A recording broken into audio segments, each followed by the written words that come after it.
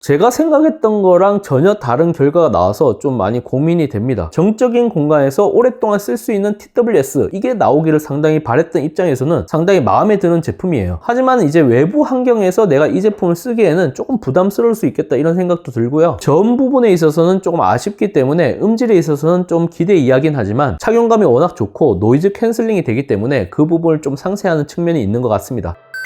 비티크의 샤카입니다. 이번에 들고 온 제품은 에어팟 4세대입니다. 왜 2대나 샀어요? 이렇게 물어보실 수 있는데 이유가 있습니다. 오픈형 에어팟 디자인 최초로 액티브 노이즈 캔슬링 모델이 출시되었기 때문입니다. 액티브 노이즈 캔슬링 되는 모델은 이와 같이 비스듬히 슬로프처럼 되어 있고요. 기존 모델은 이렇게 나란히 배치가 되어 있습니다. 에어팟 4세대 일반 모델은 199,900원이고요. 에어팟 4세대 액티브 노이즈 캔슬링 모델은 269,900원입니다. 굉장히 깔끔하게 잘 떨어지네요. 디자인 바이 애플 캘리포니아, 익숙한 포장이 되어 있고요. 줄기라고 불리는 스템 부분, 이쪽을 눌러서 재생을 할 수도 있고 통화를 걸 수도 있고 이런 게 적혀져 있습니다. 비교를 위해서 에어팟 4세대 노이즈 캔슬링 버전, 이것도 한번 개봉해 볼게요. 위에 있는 거는 동일하겠죠. 애플 스티커는 이제 더 이상 제공을 하지 않습니다. 재고가 다 떨어졌나 뭐 이런 생각도 했는데 친환경적인 이유가 있다고 합니다. 크기가 정말 아담하네요. 이렇게 봤을 때는 뭐가 노이즈 캔슬링 버전인지 뭐가 일반 버전인지 진짜 구분하기 힘들 정도로 똑같은데, 가장 핵심적인 차이는 하단부라고 할 수 있는데, 에어팟 4세대 일반 모델은 USB Type-C 충전 단자만 제공되는 반면 액티브 노이즈 캔슬링 버전은 나의 찾기를 위한 스피커가 탑재되어 있어요. 구멍이 뚫려져 있는, 이게 보이면은 노이즈 캔슬링 모델이라고 보시면 돼요. 한층 더 진보된 오디오 기술을 제공을 한다, 이렇게 보시면 될 것 같습니다. 공통적으로 H2 애플 실리콘 칩이 탑재되어 있고요. 적응용 오디오, 주변은 허용 모드, 대화 인지 기능, 이와 같은 신기술이 들어가 있어요. 동쪽 머리 추적 기술로 구현되는 개인 맞춤형 공간 음량, 이건 공통적으로 둘 다 들어가 있습니다. 충전 케이스 같은 경우는 USB Type-C로 충전하는 건 동일한데 무선 충전이 되는 거는 액티브 노이즈 캔슬링만 가능합니다. 둘 다 나의 찾기를 제공을 하지만 내장형 스피커가 들어간 거는 액티브 노이즈 캔슬링만 들어갔어요. 이와 같은 차이점이 있다, 이렇게 보시면 되겠습니다.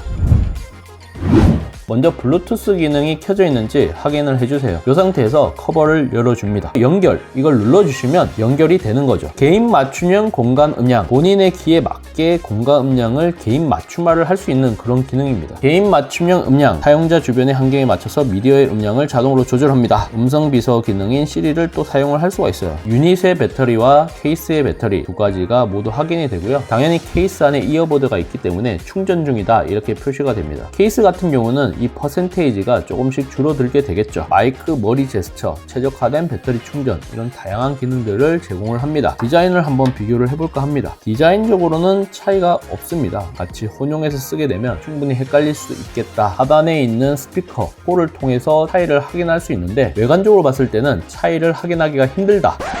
요게 에어팟 4세대고 이건 갤럭시 버즈 3입니다. 둘 다 오픈형이거든요. 에어팟 4세대가 확실히 좀 많이 작습니다. 스템 부분도 갤럭시 버즈가 좀 더 깁니다. 무게감도 거의 느껴지지가 않고 장착하는 것도 상당히 스무스하게 이루어져요. 그냥 쑥 빠집니다. 에어팟 4세대와 갤럭시 버즈 3 음질이 어떠한지 한번 테스트를 해볼게요. 갤럭시 버즈 3가 상당히 좀 큽니다. 이런 부분이 투명으로 되어 있는 게 좀 차이가 있고요. 내가 사용하고 이걸 돌려줘야 됩니다. 돌리다가 이게 또 빠질 수가 있죠.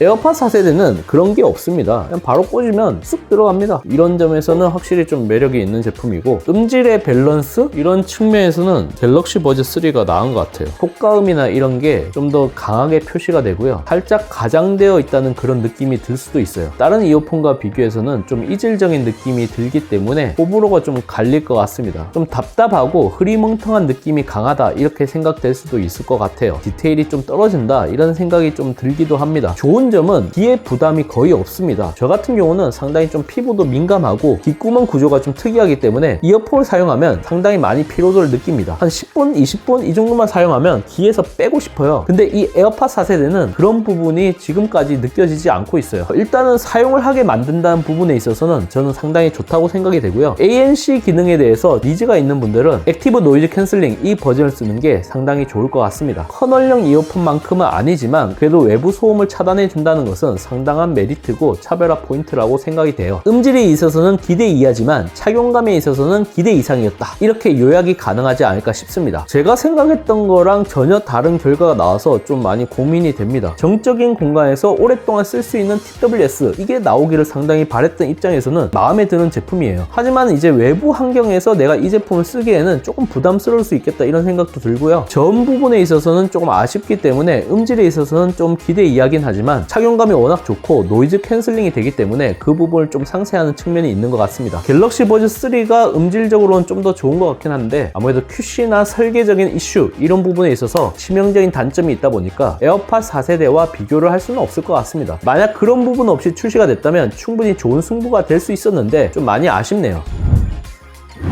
이번 영상은 여기까지입니다. 잘 보셨다면 좋아요, 구독, 알림 설정 부탁드립니다. 비티크의 샤카는 다음 영상에서 찾아뵙도록 하겠습니다. 고맙습니다.